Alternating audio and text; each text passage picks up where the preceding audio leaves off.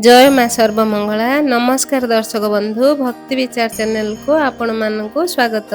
आज आमे एई वीडियो रे जानिबा निशा मंगलवार किपरि करिबा आ काहेकि करिबा। निशा मंगलवार निशा अर्थात रात्रि रे ही करा जाय थाए। माँ मंगला को समर्पित करी आश्विन मास रे प्रत्येक मंगलवार रे करा जाउथिबा व्रत को निशा मंगलवार कहा जाय। माँ मंगला मध्य रात्रि रे भ्रमण करी विश्वर मंगल करिथांती। जेउ माने भी एही व्रत करिथांती माँ मंगलांक कृपा सर्वदा तांको ऊपर लागि रही थाए। जेउ मानकर संतान कष्ट रही थाए मंगलांक कृपारु सेमाने संतान सुख पाइथांती। दुखी रंकी मानंकु सुख प्रदान करिथांती। प्रत्येक देवा देवी गोटिए पक्ष शयन करिथांती। सेही परी मंगला माँ राधाष्टमी रे शयन करी मूलाष्टमी रे निद्रारु उठिथांती। निद्रारु उठिबा परे नूतन शक्तिर संचार होइथाए एवं एहा सृष्टि कल्याण पई आविर्भाव होइथाए। सेथिपई आश्विन मासरे मंगलवार दिन मंगला माँ को पूजा करा जायथाए। एही पूजा उभय पुरुष और स्त्री लोक मध्य करि परिबे।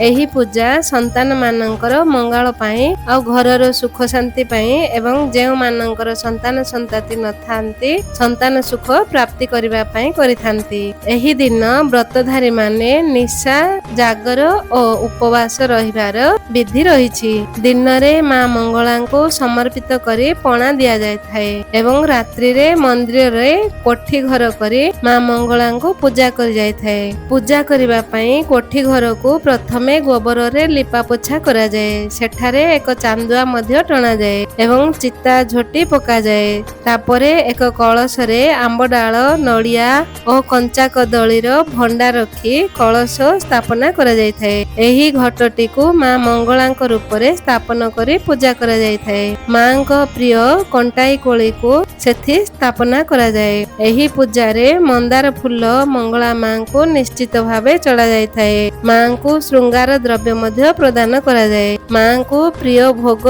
पणा प्रस्तुत करी माँ को पाखरे भोग लगा जाय थाए। तापरे विभिन्न प्रकारर फल मूल खेचड़ी खीरी इत्यादि भोग लगा जाय थाए। एही सब जिनिस पूजा स्थान रे रखी दीप धूप झुणा इत्यादि दिया जाए। तापरे निशा मंगलवार बही मध्य पढ़ा जाए। बही पढ़ा सरिला परे माँकर आलती हुए। शेष रे माँ को पाखरे भोग लगा जाय थाए। ई व्रत निष्ठार सह पालन कले माँ को कृपा प्राप्ति होइथाए एवं समस्त दुख दुर्दशा दूर होइथाए।